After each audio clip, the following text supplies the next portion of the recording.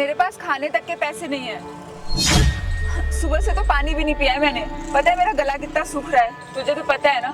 मेरी पैसे मांगने की आदत नहीं है, पर फिर भी मैं मांग रही हूँ। अगर मेरी मजबूरी नहीं होती ना तो मैं नहीं मांगती पैसे। अगर हो सकता है तो मुझे 100-200 रुपए उधार दे दे। तू फिक्र मत करना, जैसे ही पैसे आएंगे ना मैं तुझे सबसे पहले वापस कर दूंगी। हेलो हेलो, फोन काट दिया उसने। अब मैं क्या करूंगी? इस शहर में तो मैं किसी को जानती भी नहीं हूँ।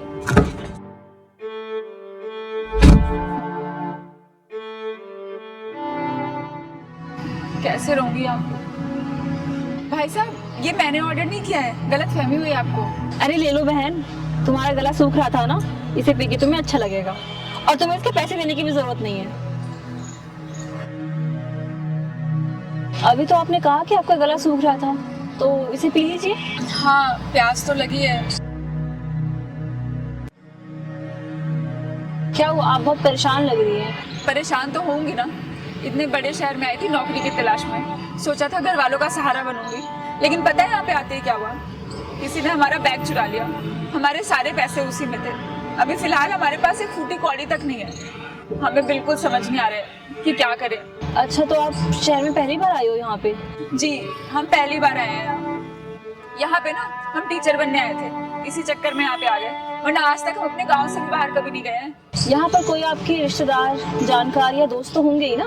नहीं, कोई भी नहीं है। कोई अगर होता तो यहाँ पे ऐसे थोड़ा ना बैठे होते। और अब तो ऐसी नौबत आ गई है कि हमारे पास ना ही पहनने के लिए कोई कपड़े बचे हैं और ना ही रुकने के लिए कोई जगह। यहाँ पे आसपास कोई धर्मशाला तो होगी ना, हमें वहीं पे जाना होगा। रात को रुकना भी तो पड़ेगा। ये तो बहुत बुरा हुआ आपके साथ। अच्छा, जिनके पास आप नौकरी के लिए आई थी, उनसे बात हुई आपकी? नहीं, उनका कॉल ही नहीं लग रहा है। सुबह से उनको इतनी बार कॉल कर चुके हैं, लेकिन ना वो लोग फोन उठा रहे हैं, ना ही कोई मैसेज का रिप्लाई दे रहे हैं। हमें लग रहा है उन लोगों ने ना हमारे साथ फ्रॉड किया है, पागल बना दिया हमारा। पता नहीं, हमारे फोन से तो उठा ही नहीं रहे हैं, पता नहीं किसी और के फोन से भी उठाएंगे कि नहीं। अच्छा, तुम एक काम करो, मेरे फोन से ट्राई करके देखो। नहीं नहीं, इन सब का अब कोई फायदा नहीं है। अब हमें पक्का यकीन है कि उन लोगों ने ना हमारे साथ फ्रॉड ही किया है। पता है, जब हम गांव में थे ना तो उन्होंने नौकरी दिलाने के लालच में हमसे 20,000 रुपए ले लिए, और पैसे लेने के बाद हमारा कॉल ही उठाना बंद कर दिया। और जब उन्हें पता चला ना कि मैं शहर में आ गई हूँ, तब तो रिप्लाई भी नहीं कर रहे हैं। तो फिर आप यहाँ पे क्या कर रही हो? आपको तो घर जाना चाहिए वापस। नहीं नहीं, हम घर नहीं जा सकते। अपने मम्मी पापा का ना आखिरी सहारा है हम इकलौते हैं, हमारे अलावा कोई नहीं है। हर माँ बाप का सपना होता है कि उनके बच्चे भी कुछ करे, पैसे कमाए, लेकिन उनका तो कोई भी नहीं है ना, सिर्फ हम ही हैं। अगर हम ही यहाँ से वापस चले जाए खाली हाथ तो क्या होगा उनका?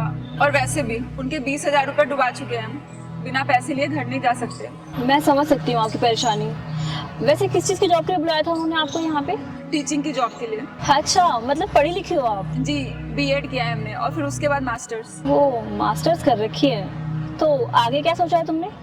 देखते हैं, यहाँ पे रह के कोई ना कोई काम तो ढूंढ ही लेंगे। समझो मिल गया तुम्हें काम। मतलब? ये सामने स्कूल देख रही हो, ये मेरा स्कूल है और यहाँ पे मैं तुम्हें टीचिंग की जॉब दे दूंगी अगर तुम करना चाहो तो। हाँ मैम, भला हम क्यों मना करेंगे? और वैसे भी इतने बड़े शहर में हम तो नौकरी के लिए आए थे ना, तो बताइए ना कब से ज्वाइन कर सकते हैं हम? अरे बिल्कुल, तुम इसी मंडे से ज्वाइन कर सकती हो। अब तुम्हें यहाँ वहाँ भटकने की बिल्कुल भी जरूरत नहीं है। पूरे 30,000 सैलरी दूंगी मैं तुम्हें, और हमारे यहाँ तो टीचर्स के लिए अलग से हॉस्टल भी है जहाँ पे तुम आराम से रह सकती हो। ये तो सच में बहुत अच्छा हो जाएगा। समझ नहीं आ रहा आपका शुक्रिया अदा कैसे अदा करें।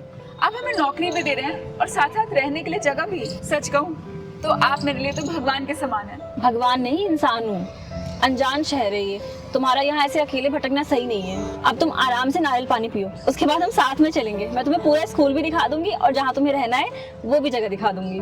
Thank you ma'am, thank you so much. भाई, एक नारियल पानी और कर देना।